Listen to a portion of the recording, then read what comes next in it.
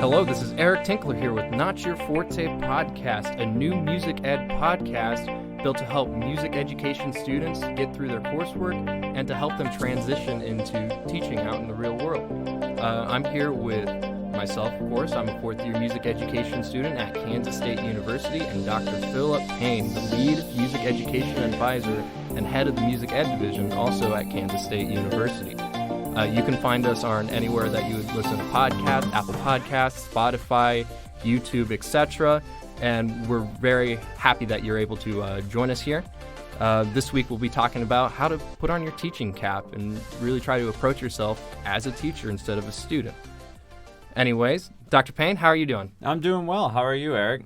Oh, I'm doing all right. It's October. I was about to say, in our advising sessions that I've been having with students, there's a visible change in the students between September and October. And it's when midterms start to happen. It's when all these projects begin to stack on top of each other. And so, we've talked in episodes past about planning, and this is the time where it starts to catch up with you. And this is where you lose sleep and you're like, oh, I've got to practice. And concerts are coming up. Yeah, concerts are all next week. Got an orchestra concert, got a wind ensemble concert. Then we have a parade for homecoming. Then we have an 11 a.m. kickoff game against OU, which you're from Oklahoma, but right. K-State's not going to do very well. Well, we'll see what happens. The games in Manhattan are always interesting, so it'll be fun. But it is that time where everything starts to happen. And one of the things, and we'll get into this a little bit later in the episode, but when you start to feel this way, also remember that you're going to have students in a few short years that are going to be going through those same anxieties. They're going to have these same things happen to them. And so what do we do as teachers to help them through this process? A lot of times we think, well, students just aren't doing their work for my class. Well, it might not just be your class. And so being aware of what your students are doing outside of your own classroom is going to be an important part of the process of learning how to become a really effective teacher. Yeah, and I think this semester has just been really eye-opening to me, and kind of just making sure to manage all that and seeing all my friends deal with some of that, especially as we're getting closer and closer to getting out there. Like there's some days kind of when I wake up where I'm just like, oh man, there's a lot to do today. I really don't want to do anything. I just want to stay here in my bed, nice and warm, just not have to kind of deal with it, but knowing that I have to get up. I have to go ahead and keep through it. I use my support system with my friends to just kind of talk about that and make sure that I'm always trying to take care of myself. Like this week I got a philosophy paper due, which I thought this intro philosophy class I was taking would be a lot easier than it was. But it's not. It's kind of really confusing. There's and I know we've talked about doing an episode just on our music teaching philosophy, which I think would be fantastic. But when you get into those philosophy classes, it almost seems like they talk in circles. Oh, a reading, and answering questions with questions, and as a student, I know that's frustrating.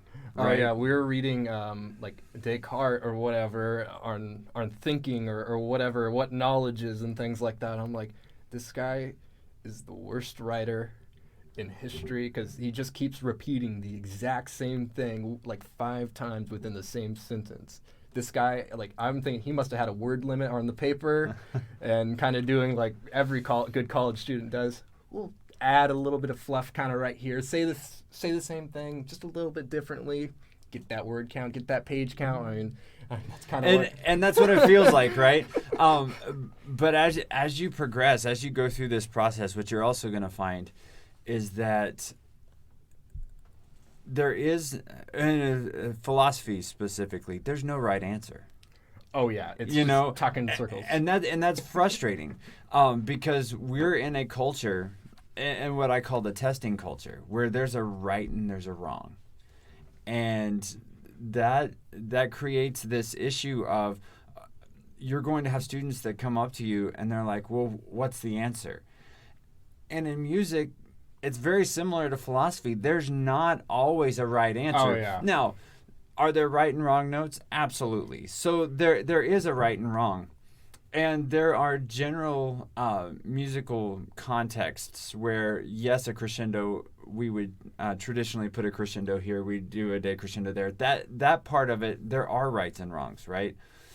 But when somebody interprets a piece of music, I mean, you go out and you listen to, you guys are playing Beethoven's Second right now in orchestra. You could go out and buy a recording of Bernstein conducting the New York Phil. You could go out and then you could find 100 different recordings of Beethoven's Second, and they're not going to sound like Leonard Bernstein's. They're not, and each one is going to be different.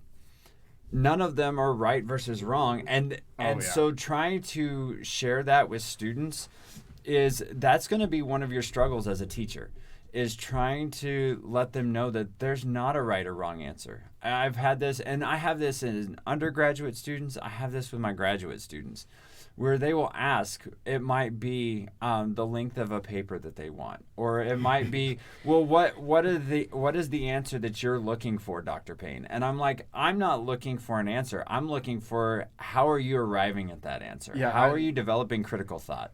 I have some friends right now, like whenever like they get a paper assigned and they don't have like or a composition that they have to write. Whenever there's like less parameters or criteria, that's when they get more stressed about it, because it's like, I don't know what to do. I need this criteria and stuff like that. Like when we got to Theory 4 and our composition was like, all right, just don't make it tonal. Do anything you want, just don't make it tonal. And it's just like, where do I start? Right. And so then, we're talking about this right now in secondary methods. This is where we get into, and we can talk about assessment in another episode, but to think about this from the musical side of it, you brought up the word criteria, and I think that's an important part for us to talk about, is that, well, what do you want your students to know? What do you want them to learn? What do you want them to be able to do in your classroom?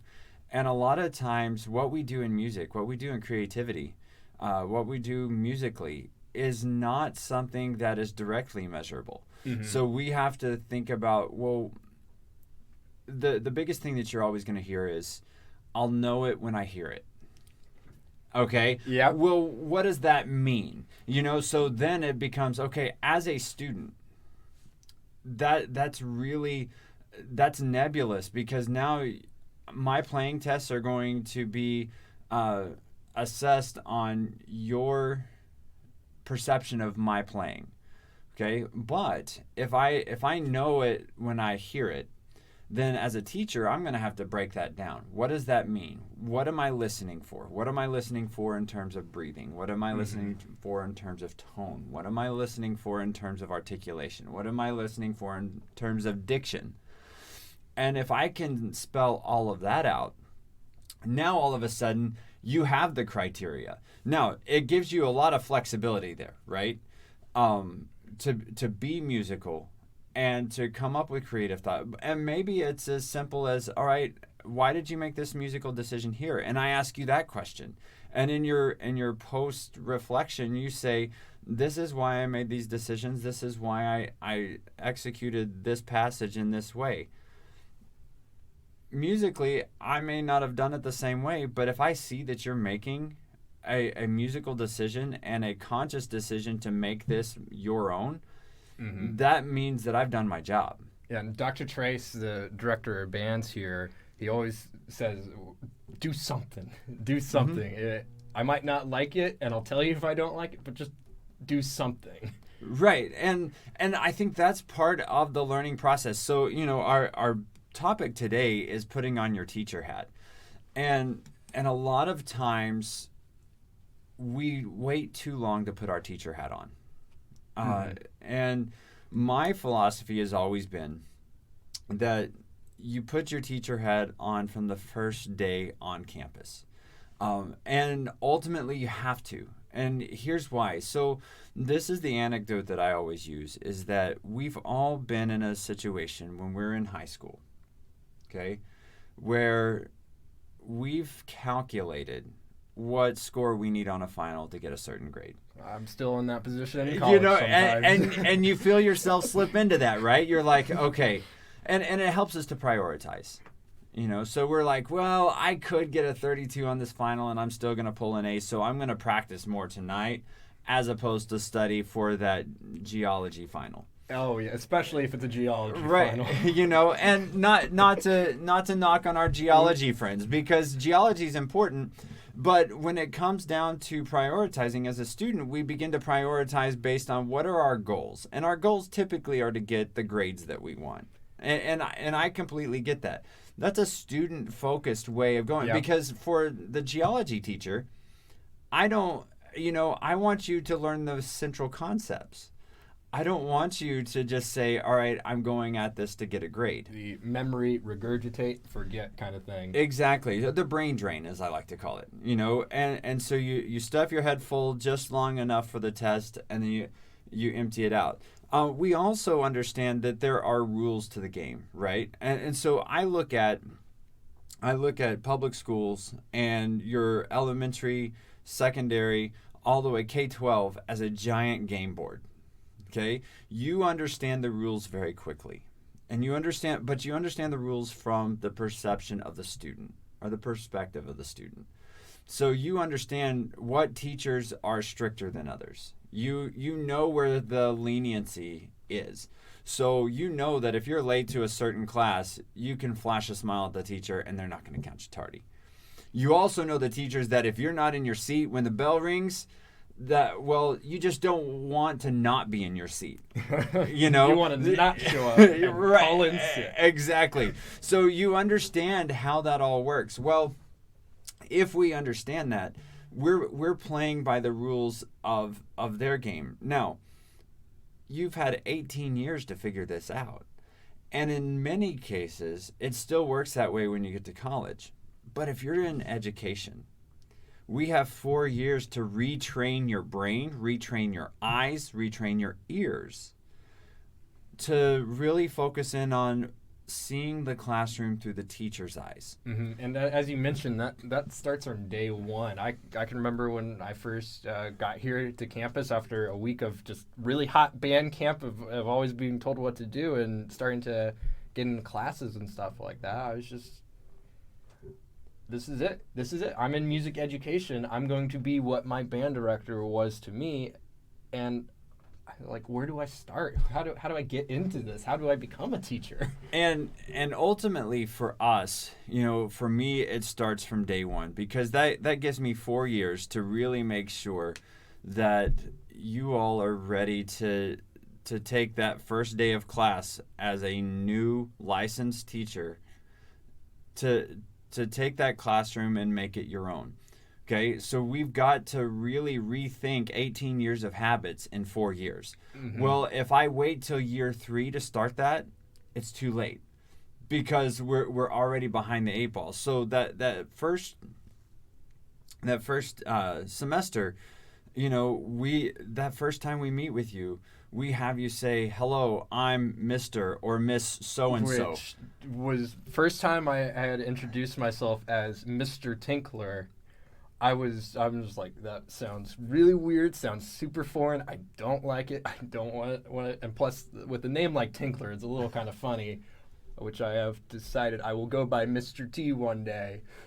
But then that also opens up its own can of worms, right? I'm hoping the students are too young to get any 18 references. That's all right, but Mr. T is still pretty awesome, though, regardless. But yeah, that's huge, right? And then having the early field experience, those 40 hours are critical. Mm-hmm.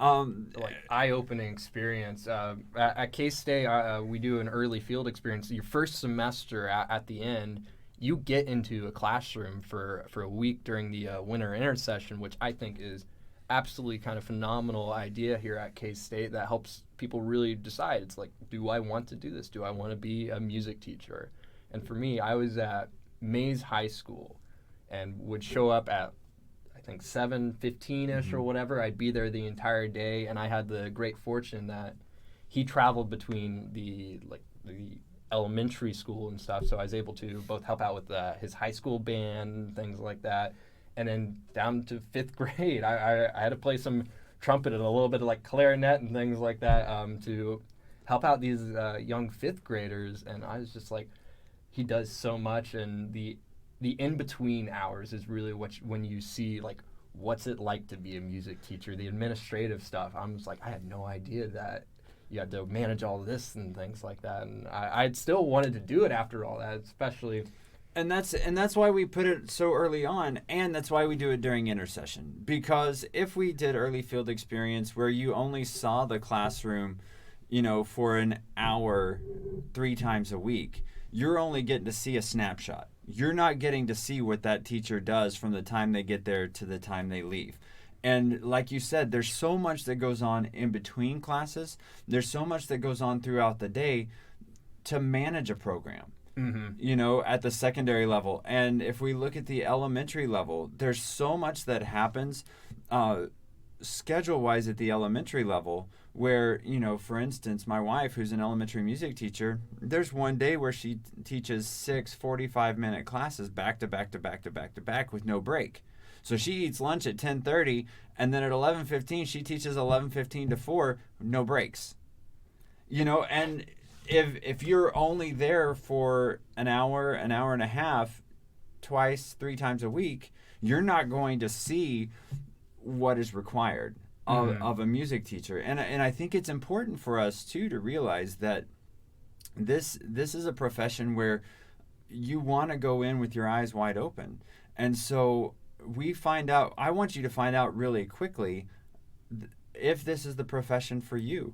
Because if you get to your senior year and you haven't spent a lot of time in the classroom, if you haven't spent a lot of time with students, if you haven't spent a lot of time thinking about why is it that you want to teach music, then that student teaching semester can go one of 2 ways. It can be either an eye-opening experience where it's like, oh, this is what I've been missing the whole time, or oh my goodness, this is not what I want to do. And I've seen both happen, not here at K-State, but just in my own colleagues. Going through undergrad, I had one friend gets to the end of student teaching and realizes they don't like kids.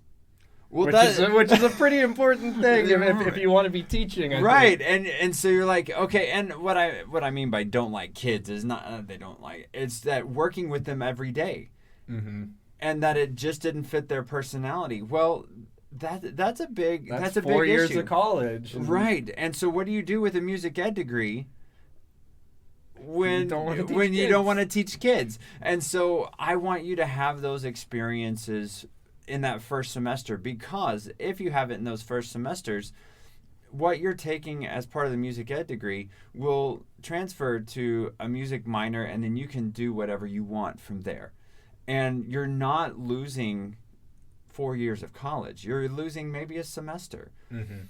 But if you have those experiences, and the converse is true, if you have those experiences your first semester and it confirms what you want to do, then it anchors you in the profession, which is just huge. That's how I was, even through all he was, Brian Kirk was who I worked with, and he was the head of the 5-6A all-state kind of whatever he was doing. And so we had to go through lists of scores from judges and things like that with spreadsheets, trying to read some really bad handwriting and going through to help with tallying like who's getting into these all-state groups, and it was like just a lot of paperwork and things like that. But I'm like, this is pretty fun to do. Just having him there, we just talked about all sorts of things. We were able to just talk about music, what got him into it, and things like that. And the administrative stuff is it's no big deal, because the time in between when you get to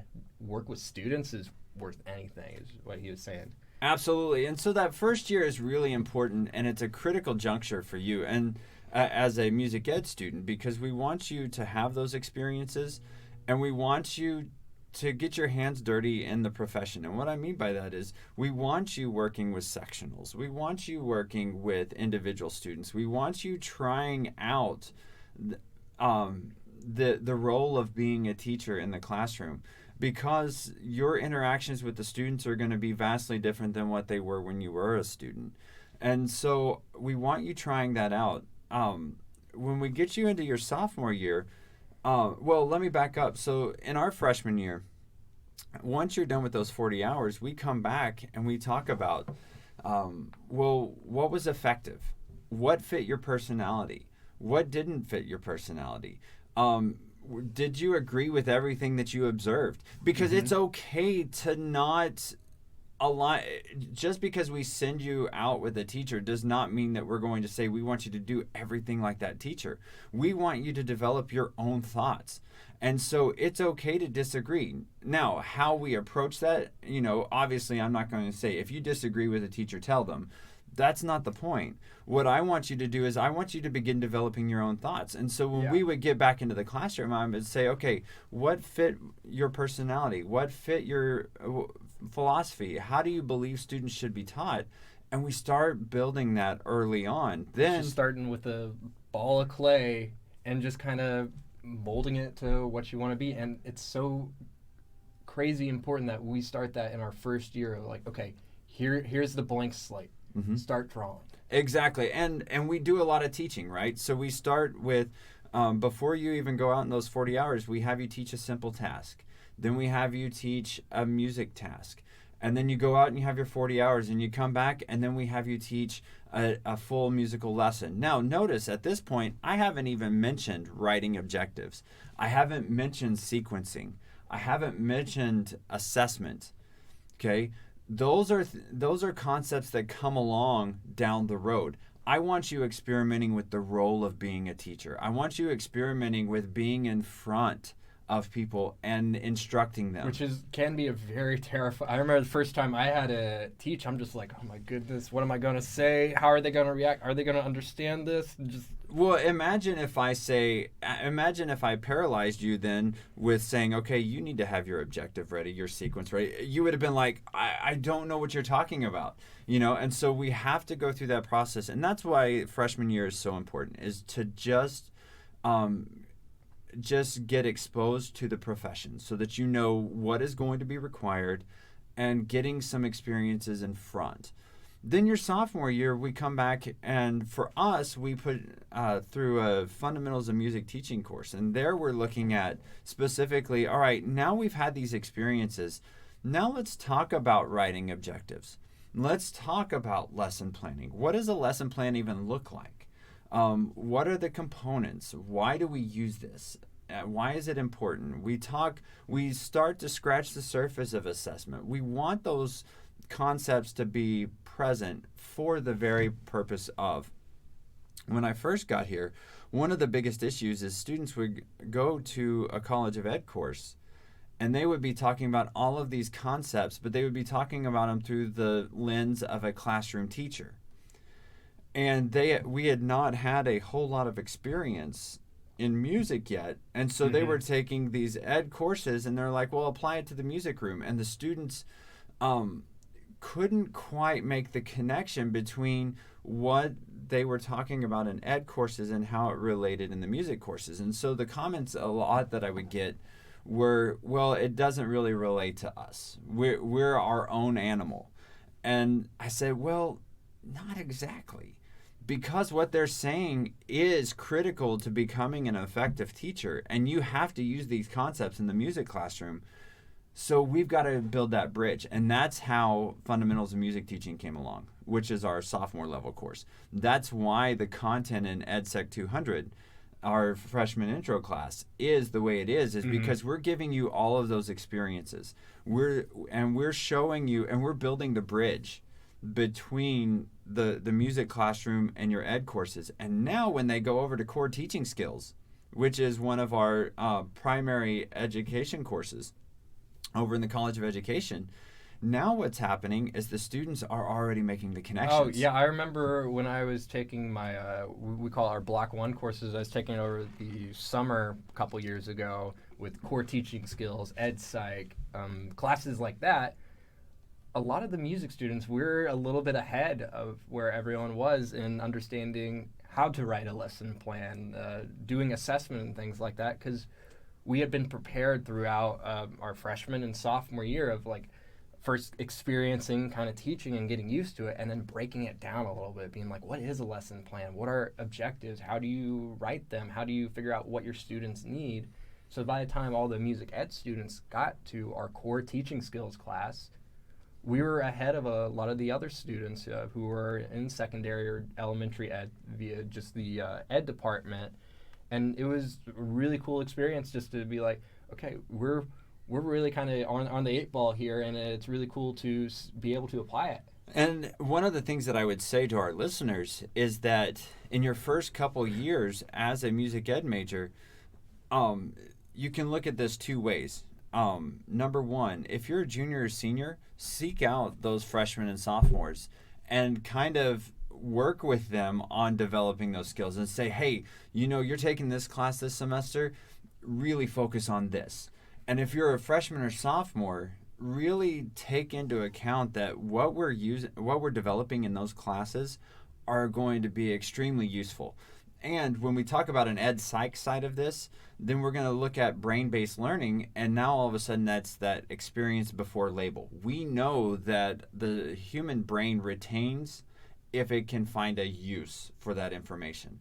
Well, by building that bridge, by giving you all those experiences, once you go into those ed courses and you start to have the education labels to it, you're now labeling experiences and not just terms, which will help with retention, which is a big reason why we do that. And I think we can speak to a little bit when we talk about, and we're going to talk about experiences later on, but for you in core teaching skills during the summer, you all teach a 4-week STEM academy. Yeah, which one, as a music education major, when they're like, you're going to be helping teach a STEM camp, I'm like, okay, I don't know how this is going to really relate to me or anything. I know nothing about anything science or engineering or math, whatever, but oh my goodness, it was an eye-opening experience. It's for middle schoolers, so we're getting kind of 5th to 8th graders, which is, as any teacher I've talked to would say, is the most interesting, most terrifying group of kids you can work with. And I love middle schoolers, by the way. They're so they're quirky, and they're so much fun to work with. And so it was a 4-week camp, and each week the students got to decide on a course they wanted to take. I was helping with a field called Thinking Through Games. We're working on game theory and things like that. And each week we'd get a new set of students, which is a crazy experience in itself. But so you have from day 1 of the week to the Friday of the week to make connections with the students, to teach them to properly figure out each student which one's going to learn best, which one's going to struggle a little bit. How do I change my teaching to really help that? And by the 3rd, 4th week, the students, we were running the classes instead of our co-teacher. We were able to lesson plan and figure out what best worked. And it was some of the most fun experience I have ever had, was just being in front of kids and teaching them. And the course I was doing was, once again, Thinking Through Games. So it was kind of fun. We got to play some games, talk about strategy and how to think through thinking and all these fun things. And the fact that you're teaching through games. And I think then all of a sudden you start thinking about, well, how could I use game theory in the music classroom? Yeah. And that in and of itself is a win for that experience. But at the same time, you're getting to teach actual kids, for 4 weeks. And granted, they're changing in and out every week, but that's 4 weeks that is authentic. And you're not worried about making it to rehearsal. You're not worried about making it to a concert. You're not worried about all of these other extraneous, not that those are bad things during the year, but if you have the chance to take these classes or work a camp or any time that gives you those kinds of unlimited experiences in a classroom, that is a huge advantage, because at that time you can videotape most of that and use those as artifacts, and then be able to take that into an interview and say, here's me teaching and implementing game theory. And I'll say, as a developing teacher, and this was after my sophomore year when I took this course during that summer, it was beyond gratifying. After the next week when you had a new set of students, the students you had the week before would come up to you, say hi, and just be super happy to see you after the weekend. Be like, hey, Mr. T, and all those fun things. And just, it shows you the power in which even just a week you can make real connections with your students. And now, because most of them live in Manhattan, whenever I'm around Manhattan sometimes, grocery shopping, another weird experience of being a teacher, I feel like, is your student will see you, or they're with their parents or whatever, and they're like, oh, hey, Mr. T, and sometimes it takes me a little bit to remember the names because we did only have them for a week, but I'll be shocked first. I'll be like, I'll look around. I know this is an audio podcast, but you can't see right now, but I was kind of looking around, acting like I was being very confused. And to be referred to as Mr. T, right? As opposed to, hey, Eric. It is. It's very odd. The other side of that, too, is that they will see you in public and they'll be like, number one, what are you doing? What are you doing out of the music room? That's kind of weird. Wait, you're supposed to live there. Life? Right. You have a... What do you need food for? And the very first time anybody ever saw me in athletic shorts and a T-shirt, they're like, dude, you have something besides a button up? That's right. It's like, what is this all about? So the interactions are fantastic. The other thing that I would say at this point is those of you that are freshmen that are listening to us, or even all the way up through seniors, the biggest piece of advice, and we typically start this during the sophomore year, and Eric, you'll remember this as diners, drive-ins, and dives. Yeah. It's one of my favorite projects, and what it is go through your syllabi of the classes that you're in this semester. Look how they're designed. Look how they're structured. Why did the teachers sequence the instruction the way they did? Why did they decide to do tests the way they did? Why did they how did they design the entire course? How is it focused for student learning? Or how is it not? Or how is it not? Exactly. Because one of the things that I think all too often we do is we focus on the grades and just trying to knock off classes to get a degree, as opposed to critically thinking about every class that we take so that we begin to put ourselves in the shoes of the teachers and find out, okay, why are they making these decisions? And if I were the teacher, would I make a decision that would be different? And that's not judging. That is, again, you have 4 years you've got 4 years to develop your teacher mind before you're out there having to make your own. And I will tell you, some of the feedback that we get is students are terrified, or teachers are terrified that first year of teaching when they have to do their first handbook, when they have to do their first syllabus, and they have to submit that to their principals because they're like, we've never had to do this before, And so I think for us, if we think about it from a perspective of going through every class and looking at what was effective, what fits your personality, what fits your teaching style, why did teachers make specific decisions that they do?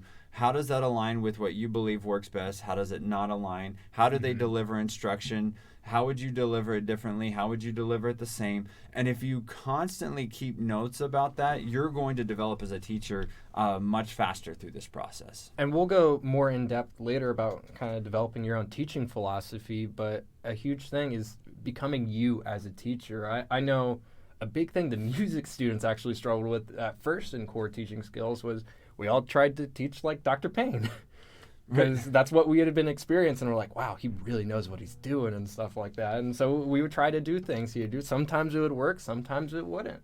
So it's looking to be like, okay, what do I like? What is my personality as a teacher? Like, for instance, I know I'm not going to be the quiet kind of chill kind of teacher for the most part. I'm going to be the energetic kind of my personality of like, I want to keep things going. I want to keep things moving. I want to be constantly on top of things. While there are times to bring things back a little bit and provide a little bit of variance in how you're teaching, you need to always be true to yourself because your students, whether they're fifth grade, high school, or whatever, they'll know when you're not being you and when you're being fake. Absolutely. And the only other thing that I would add to that is music is so personal that a lot of times we also have to keep in mind that, and you brought this up, when you started in core teaching skills of trying to teach like you'd been modeled. So you know who your models are and your role models are, and you're trying to work along those same paths. And like you said, you found out quickly that, okay, some of those things work, some of them didn't, but I have to find out who I am.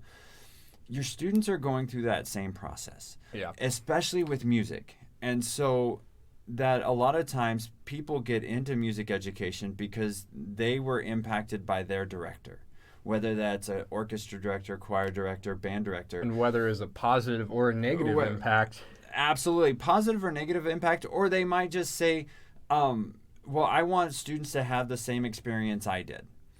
And the reality is most of them won't be able to necessarily have the same experience. But what I always encourage students is, how can we help them find their passion for music the same way that you found yours? And that passion may not always be the same. And we have to be okay with that. Mm-hmm. And it's the same way with teaching. You're not going to teach like all of your teachers have taught you before, but like you said, you have to be you, and you have to be true to yourself, and you have to find your passion for teaching, and wherever that passion is, then you continue to go down that road. And every decision that you make, every strategy that you borrow from other teachers, you're going to weave into your own personality and your own teaching style. And I think that's the important part, is you have to find out your own teaching style and build off of that. Mm-hmm.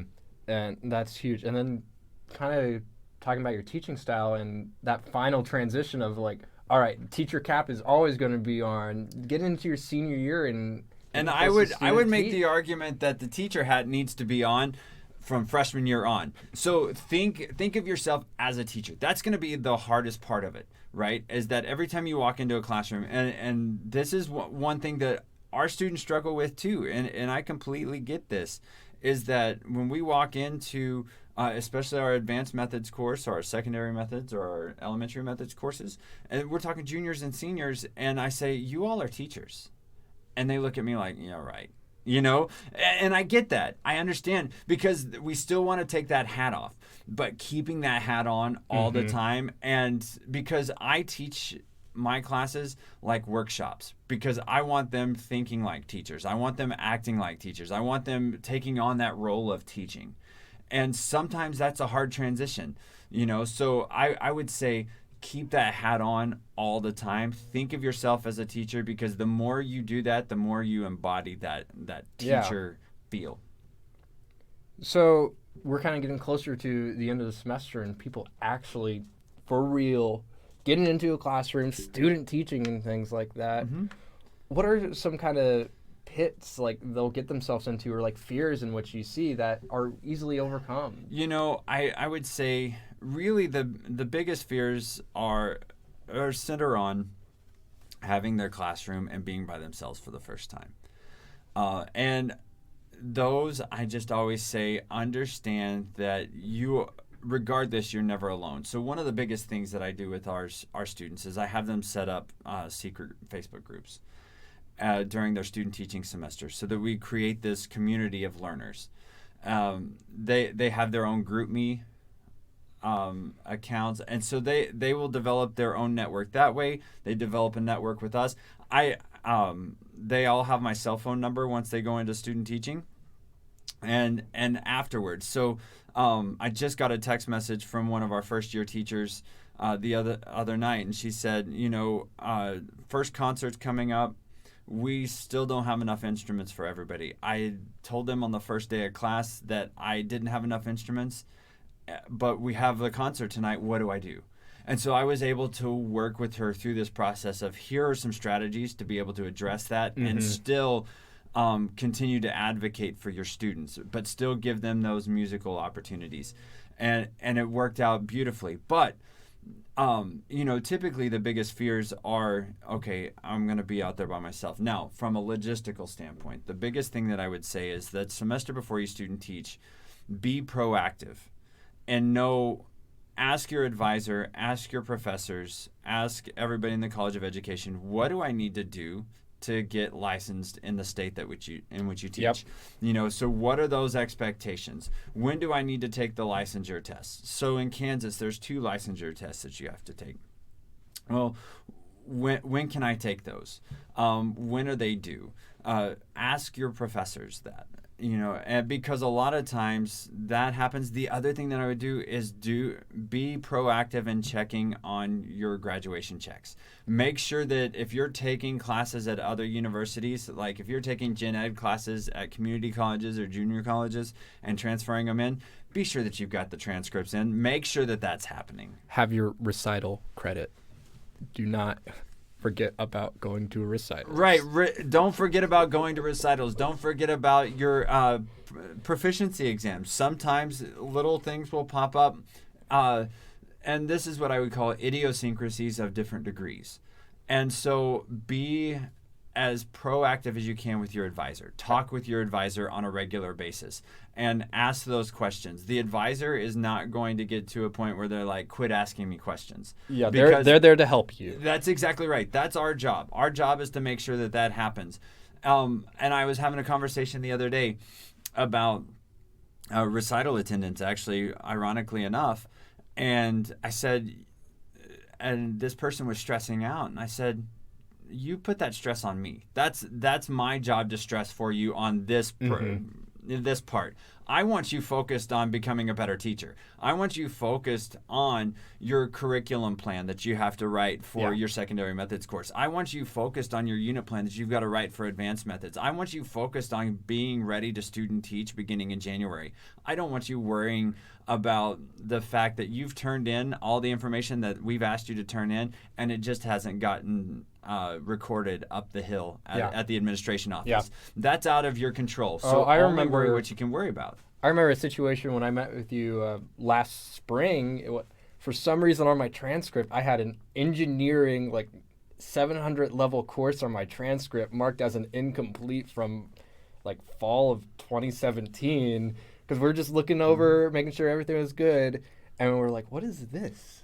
I had to call 3 different people. I had to call the engineering department, I had to call the arts and sciences department, just kind of try to work my way. It's like, I wasn't even supposed to be in this class. And some of the reactions like, how'd you get enrolled in this class? You're a music major, you're never done anything engineering related. And fortunately, I was able to get that solved pretty quickly that day after calling through everyone. But it's working with your advisor, making sure there's nothing like having engineering 799 or whatever on your transcript when you're a music education major. And realizing that the advisor is there more than just to help you select classes. Your advisor is there to make sure that you're going to complete the degree in a suitable amount of time, and they're there to help you answer any of those tough questions. That's their job. And they're there to stress out about the things that you can't stress about. Okay, so if there's something that you don't have control over, don't stress about it, because there's going to be enough stress to go around. You don't need to worry about things you can't control. Mm-hmm. So you let the advisors take care of that. But that means that you've got to stay in constant contact with your advisor in this process. And I would say that's probably the biggest pitfall with our seniors, is that sometimes we tend to worry about the things that we have no control over. And so, yes, I realize that as you get closer to student teaching, it becomes a bigger issue. But I would say the biggest piece of advice that I can say is really thinking about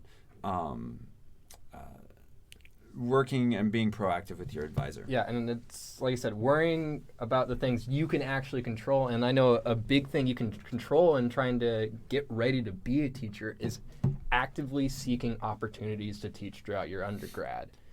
Yeah, absolutely. And we've talked about this all the way through, that experience and putting on your teacher hat is huge. So I would say the experience part of it, you have to be proactive in this. So this is going to be everything from seeking out chances to work with, if you're elementary choirs or elementary bands, or going and teaching sectionals for marching band during the falls. Very rarely is there going to be a director that you reach out to saying, hey, I'm looking to get into the classroom. I'll help out your students. I'll give them a sectional. They're very rarely going to be like, nah, I don't need that, because they're always looking for a little bit extra help. And if you just volunteer for it, they'll be like, heck yeah, please Absolutely. come. Now, on the flip side of that, when you volunteer, plan to be there and as regularly as possible. Let them know, all right, here's the schedule, here's when I'd like to come out, and then show up. Because I guarantee you, the minute you commit to that and you're there every day, then that's going to turn into a great network opportunity. Yep. So, and not only that, but you're getting experience. So, for instance, me, I will forever be indebted, and I'll go ahead and name him on here because I'll give him full cred. His name was Glendale Barney. He was the Weatherford Middle School director and high school director in Weatherford, Oklahoma. As a sophomore, he hired me to come in and teach beginning brass. And I taught beginning brass as a sophomore in college at Weatherford Middle School, and I did that for the full year. Mm-hmm. And now I got a stipend for it. Great, I got a little bit of money on the side, but that completely changed who I was as a teacher. It gave me, I was teaching beginning brass an hour a day. I had it built into my schedule, so I would just drive over, I would teach beginning brass, and I would go back to class. And so that right there was a huge game changer for me. Mm-hmm. Teaching lessons was a huge game changer for me. Then I was a marching band tech at a high school, and I was doing that every single day of the week. And so I would start there, and I scheduled my classes around the ability to be able to work these different jobs. Mm-hmm. And so, yes, the degree was important. I needed to keep making progress towards that degree, but who I am as a teacher today would have been completely different had I not taught Weatherford Middle School, had I not been hired to teach the second jazz band at my college. Mm-hmm. And it's something I'm told actually in conducting courses that I took is the best way to become a better conductor is to be on a podium. It's the same concept as being a teacher. The best way to become a better teacher is to be in front of students, is to teach. This last summer, I had a fantastic opportunity. I worked with Blue Valley Northwest at their band camp, and I was able to run sectionals with their tubas, their tuba section there, and I was able to help with putting our drill on the field and everything that goes along with that. And that was my first time really going out and doing like a marching band as a tech and helping out with a high school like that. And it was just an absolutely phenomenal experience for me. One, it was kind of a more managed environment because I only had 10 students to kind of primarily focus on, 10 tuba players. And I was able to kind of develop like what I wanted to approach marching band. Like as someone who wants to be a band director and work with marching band, that's something I hadn't had the opportunity to really dive into and work with yet. And getting able to develop, all right, how am I going to approach marching band? How am I going to help put drill on the field? How am I going to let the students learn for themselves, make mistakes, but guide them in the right direction? And for me too, I'm the music instructor for the tuba section here at K-State, and this is my first year doing that. And doing that prepped me to get better for once I'm dealing with college students. And it's just continually finding experience both outside of your college and inside with leadership opportunities of teaching. Absolutely. And again, this comes back to the word that I used earlier, and that's proactive. So part of these, your experiences will be built into your classes, but then the rest of your own personal development comes down to you and comes down to being proactive in developing yourself as your teacher. So you are the best assessor of who you are as a person, who you are as a teacher, and who you are as a musician. So part of your reflective process each year needs to be, okay, where can I grow as a musician? Where can I grow as a teacher? And then how do I do that? And what are the opportunities I can seek to make myself better?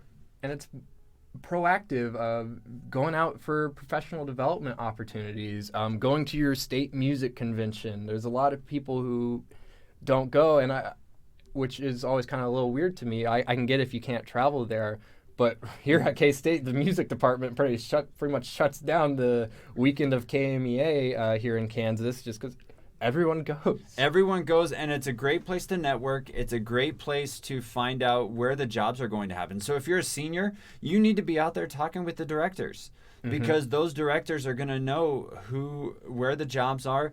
And if you've done enough proactive work, you're going to know who all those directors are, and they're going to be able to introduce you to the people and say, oh, I heard there's going to be an opening here. You need to go talk to this person. And it's all about developing that network of support.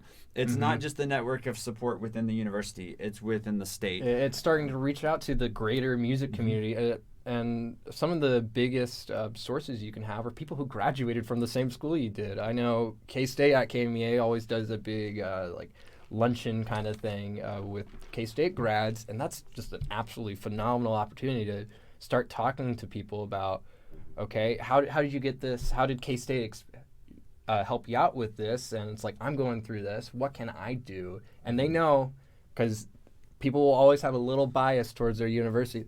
This person's probably going to be pretty good because they're from K-State. Absolutely. And the word gets around. Absolutely. And so, again, it comes down to, wearing your teacher hat 100% of the time. From the time you're there, always think like a teacher, even though you will backslide into being a student, and that's perfectly fine. You need to enjoy college. But when you get into classes, always think about wearing your teacher hat. You are a teacher. Think about college as 4 years of professional development. And then seeking out, being proactive and seeking out those opportunities to make yourself a better teacher.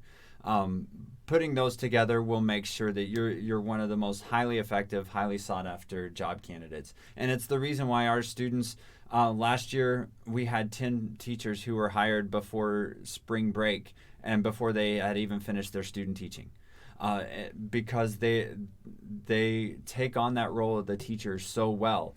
And I think that speaks to us developing students from the beginning as teachers. And if we focus on developing teachers, that 90% of that comes from the students themselves. Yep. They think of themselves as teachers first, and that's the huge first step. And so empowering all of our listeners to know that they're in control of that process. And so if they think of themselves as teachers, then that first step is taken, and you all are going to be great, effective teachers.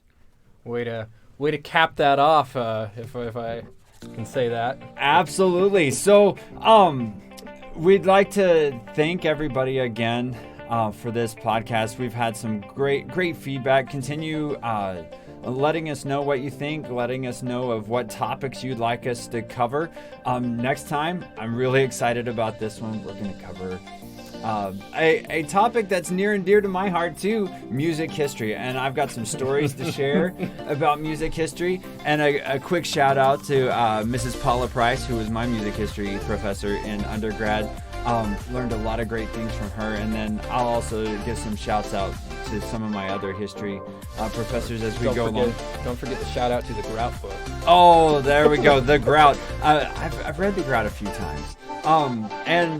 And so there, we're going to talk a little bit about strategies to be successful and how history fits into the bigger picture. Be sure to subscribe to us, Not Your Forte podcast. Rate us 5 stars, because the more you rate us 5 stars, the more that we're able to be found when people search for podcasts. And you can find us on Apple Podcasts, Spotify, YouTube, social media. I do want to draw a special attention. November 14th, we're going to be doing a live podcast. Yep, we're really excited for that. It's going to be so much fun. So we have Future Music Educators Day here on campus at Kansas State University, which is seniors in music education, or seniors in high school that are wanting to be music education majors come onto campus and spend the day in the life of a music education major. And so we're going to be live podcasting from our music education information session, as well as one of the best parts of the day. We have a Q&A session with our music ed students, where the high school seniors can ask the music ed students anything they want. about what it means to be a music ed student here at Kansas State University. And so that is always a fun, and there's no professors in the room. So you get a chance to hear, live Real talk, real talk, absolutely, which is going to be huge. So definitely check us out. Our next podcast is going to be October 31st. We will be talking about music history, but then 2 weeks later, Future Music Ed Day, our premiere live podcast. So be sure that you tune in for that. Composition contest is now closed. We will be announcing the winner on Halloween. So stay tuned for that. And again, thanks for listening, and we look forward to seeing you next time.